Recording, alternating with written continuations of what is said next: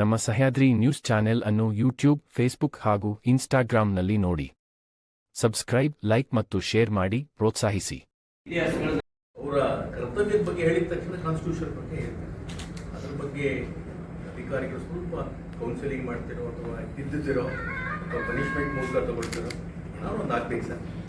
ಈ ಜಮಾಯಿತ ಇಸ್ಲಾಂ ಉತ್ತರ ಪ್ರದೇಶದಲ್ಲಿ ಒಬ್ಬರು ಕಾಲ್ ಮಾಡಿದ್ರು, ಆಲ್ ಇಂಡಿಯಾ ಪ್ರೆಸಿಡೆಂಟ್, ಗೋಮಾತೆಯನ್ನ ನಮ್ಮ ರಾಷ್ಟ್ರೀಯ ಪ್ರಾಣಿ ಮಾಡಿ ಅನ್ನೋದನ್ನು ಅವ್ರು ಕೂಡ ಒಪ್ಕೊಳ್ತಾ ಇದ್ದಾರೆ. ಎಲ್ಲದಕ್ಕೂ ನಮಗೆ ವಿ ಎಂಜಾಯ್ ಆಲ್ ಪ್ರಿವಿಲೇಜಸ್.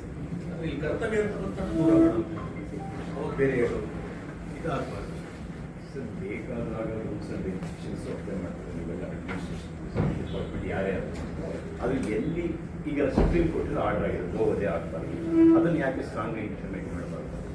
ಈಗ ಶಿವಮೊಗ್ಗ ನಗರದಲ್ಲಿ ಎಷ್ಟೊಂದು ಅಕ್ರಮ ಕಸಾಯಿಖಾನೆಗಳು ಅಂದರೆ ಬರೀ ನಾವು ಇದು ಏನು ಕೋಡಿ ಕುರಿ ಕಡಿಯೋದಕ್ಕೆ ನಾವು ಹೇಳಲ್ಲ, ಆ ಕಸಾಯಿಖಾನೆಗಳು ಸಾಕಷ್ಟು ನಂಬರ್ಗಳು. ಅದನ್ನು ಯಾಕೆ ರೈಡ್ ಮಾಡಿಸ್ಬಾರ್ದು, ಬಂದ್ ಮಾಡಿಸ್ಬಾರ್ದು? ಇದು ಸಾಕಷ್ಟು ವರ್ಷಗಳು ಹೇಳ್ತಾನೆ ಬರ್ತೀವಿ.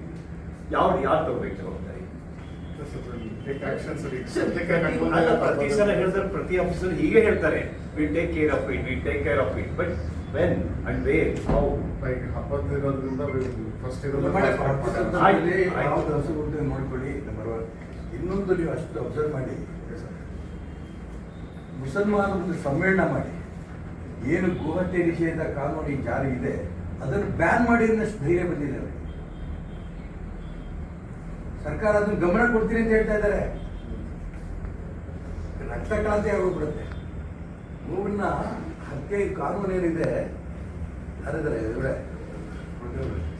ಅದನ್ನು ಬ್ಯಾನ್ ಮಾಡ್ಬೇಕಂತೆ, ತೆಗೆದಾಕ್ಬಿಡ್ಬೇಕಂತೆ ಕಾನೂನು. ಎಲ್ಲಿ ಬೇಕಾದ್ರೂ ಕುರಿ ಕೊಡಿ ಕಡಿತಾರೋ ಹಸು ಕಡಿಯೋಕೆ ಅವಕಾಶ ಕೊಡಿ ಅಂತ ಡಿಮ್ಯಾಂಡ್ ಅವ್ರದ್ದು. ಅಲ್ಲ, ಅದೀಗ ಅವ್ರಿಗೆ ಕಾನೂನು ಇದೆ ಅಂತ ಗೊತ್ತಿದೆ, ಅರಿವಿದೆ, ಅದನ್ನು ಬ್ಯಾನ್ ಮಾಡಿ ಅಂತಂದ್ರೆ ಕಾನೂನು ಯಾಕೆ ಪಾಲನೆ ಯಾಕೆ ಮಾಡಬಾರ್ದು? ಸರ್, ನಮಗೆ ಶಿವಮೊಗ್ಗ DC ಬಗ್ಗೆ, ಶಿವಮೊಗ್ಗ SP ಬಗ್ಗೆ ಖಂಡಿತ ನಮಗೆ ನಂಬಿಕೆ ಇದೆ. ಈಗ ಬಂದು ಬಿಗಿ ಮಾಡ್ತಾ ಇದ್ದೀರಿ, ನಾನು ಇಲ್ಲ ಅಂದಿಲ್ಲ.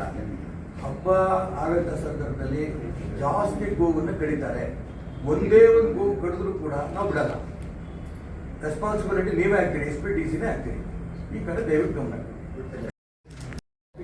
ಅಡ್ವೊಕೇಟ್ ಅತಿ ಹೆಚ್ಚು ಕೇಸ್ಗಳು ಇದಾಗುತ್ತೆ. ಮತ್ತೆ ಎರಡನೇದು, ಜಸ್ವಂತ್ ಸಿಂಗ್ ಒಂದು ರಿಪೋರ್ಟ್ ಕೊಟ್ಟಿದ್ದಾರೆ. ಆ ರಿಪೋರ್ಟ್ ನಲ್ಲೂ ಕೂಡ ಶಿವಮೊಗ್ಗನೇ ಸೆಂಟರ್ ಆಗಬೇಕು ಅಂತ ಹೇಳಿದ್ದಾರೆ.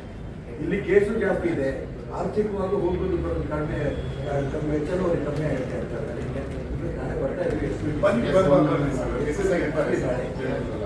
11 ಗಂಟೆ ಸುಮಾರು ಬರ್ತೀವಿ.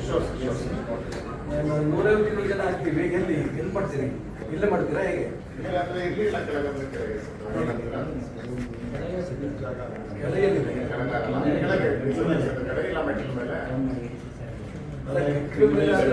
ಡಿಸ್ಕಷನ್ ನೋಡಿ, ಇಷ್ಟು ಡಿಸ್ಕಷನ್ ಮಾಡೋಕ್ಕಾಗಲ್ಲ. ಫೋಟೋ ತಗೊಂಡು ಹೋಗ್ಬಿಡುತ್ತೆ. ಇಲ್ಲೇ ಬೆಟರ್ ನೋಡಿ. ಜಾಸ್ತಿ ಆಗ್ತಾರೆ, 200 ಜನ ಆಗ್ತಾರೆ.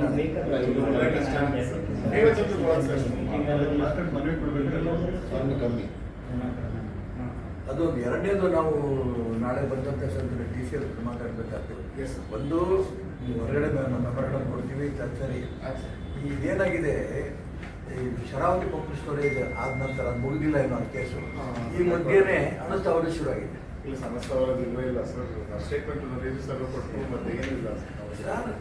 DC ಅವರು ಏನು ದೊಡ್ಡ ತಪ್ಪು ಮಾಡಿದ್ದಾರೆ ಅಂದ್ರೆ, ಈ ಜಾಗ ಇದೆ ಅಂತ ಕೊಟ್ಬಿಟ್ಟಿದ್ದಾರೆ ಆಯ್ತಾ.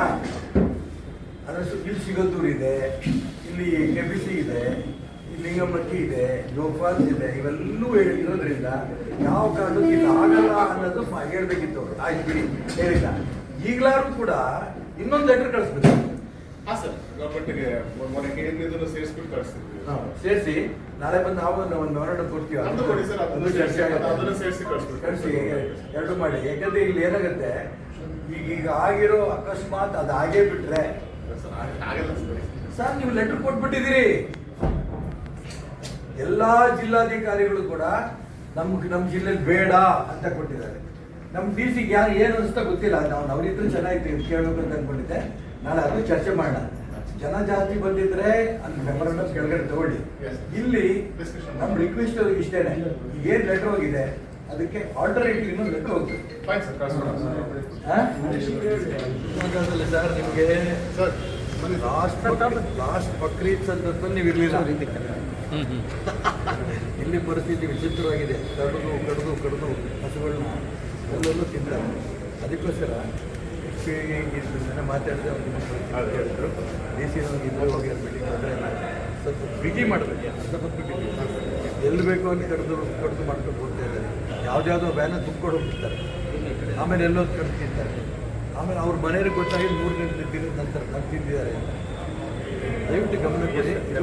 ಇವತ್ತಿಂದ ಸರ್ ಒಂದು ಅದು ಸ್ಕಾರ್ಪಿಯೋ ನಮಗೆ ಗೊತ್ತಿದೆ ಸರ್, ನೀವು ಇದ್ದವರು ಶಿವಮೊಗ್ಗದಲ್ಲೇ ಇದ್ದವರು. ಸ್ಕಾರ್ಪಿಯೋ ಇರ್ಬೋದು, ಸ್ವಲ್ಪ ಏನು ಲಾರಿ ಬಸ್ಸಲ್ಲಿ ಏನು ತುಂಬಲ್ಲ.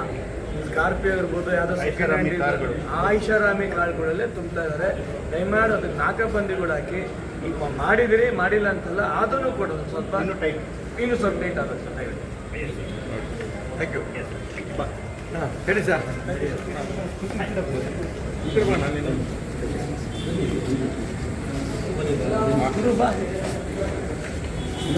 ಬಕ್ರೀದ್ ಹಬ್ಬ ಬಂತು ಅಂತಿದ್ದಂಗೆನೆ ನಮ್ಮ ಮನೆಯಲ್ಲಿರುವಂಥ ಹಸು ಕಥೆ ಏನಪ್ಪ ಅನ್ನೋಂಥ ಚಿಂತೆ ಮಾಡೋಂಥ ಸ್ಥಿತಿ ಇವತ್ತು ಕರ್ನಾಟಕ ರಾಜ್ಯದಲ್ಲಿದೆ.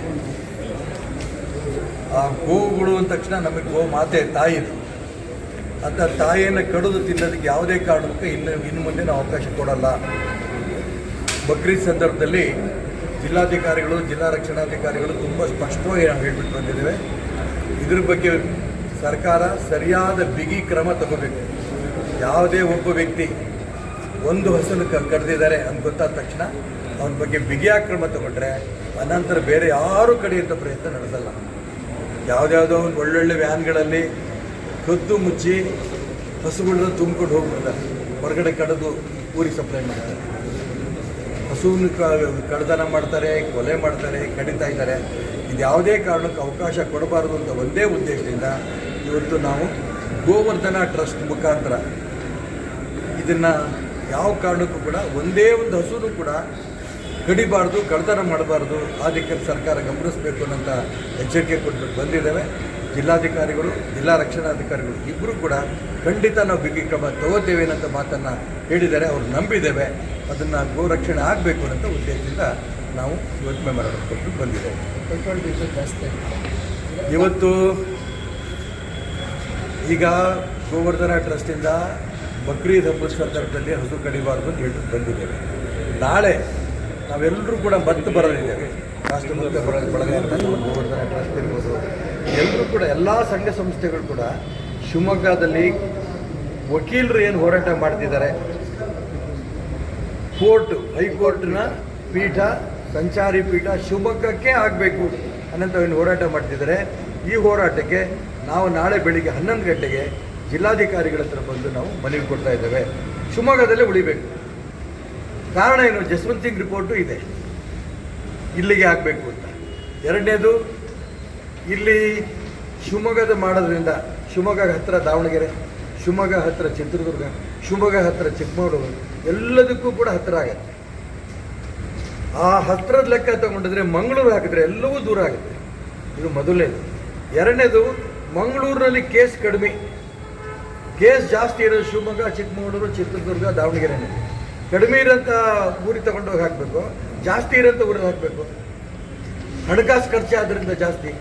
ಇದೆಲ್ಲವನ್ನು ಗಮನಿಸಿ ಕರ್ನಾಟಕ ರಾಜ್ಯ ಸರ್ಕಾರ ಯಾವ ಕಾರಣಕ್ಕೂ ಕೂಡ ಆ ಪೀಠ ಏನಿದೆ, ಹೈಕೋರ್ಟ್ ಪೀಠ ಶಿವಮೊಗ್ಗದಲ್ಲೇ ಆಗಬೇಕು ಅನ್ನೋಂಥ ಒತ್ತಾಯ ಮಾಡೋದಕ್ಕೆ ನಾಳೆ ಜಿಲ್ಲಾ ರಕ್ಷಣಾಧಿಕಾರಿಗಳಿಗೆ, ಜಿಲ್ಲಾಧಿಕಾರಿಗಳಿಗೆ ಅವ್ರ ಮುಖಾಂತರ ಸರ್ಕಾರಕ್ಕೆ ನಾವು ಮನವಿ ಕೊಡ್ತಾ ಇದ್ದೀವಿ. ಮತ್ತೇನು ಶಿವಮೊಗ್ಗದ ವಕೀಲರ ಸಂಘ ಇದಕ್ಕೋಸ್ಕರ ಅನೇಕ ದಿನದಿಂದ ಹೋರಾಟ ಮಾಡ್ತಿದ್ದೇವೆ.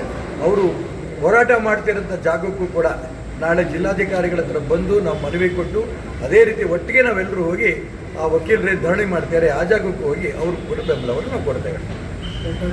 ಏನು ಪೆಟ್ರೋಲ್ ಡೀಸೆಲ್ ನಿಮಗೂ ಜಾಸ್ತಿ ಇದು ನಾನು ಹೇಳೋದು ಕೇಳಿ, ರಾಜ್ಯ ಸರ್ಕಾರ ನಾನು ಎಲ್ಲಿ ರಾಜಕಾರಣ ಬೆಳೆಸೋಕ್ಕೆ ಇಷ್ಟಪಡಲ್ಲ.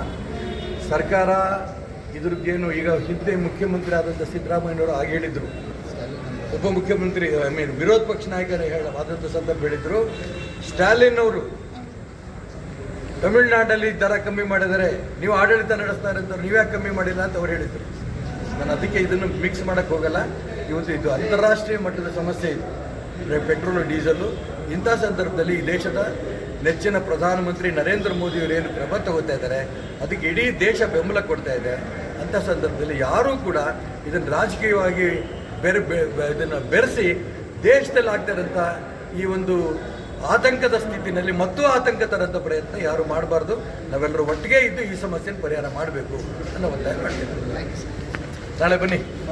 ನಮ್ಮ ಸಹ್ಯಾದ್ರಿ ನ್ಯೂಸ್ ಚಾನೆಲ್ ಅನ್ನು ಯೂಟ್ಯೂಬ್, ಫೇಸ್ಬುಕ್ ಹಾಗೂ ಇನ್ಸ್ಟಾಗ್ರಾಂನಲ್ಲಿ ನೋಡಿ.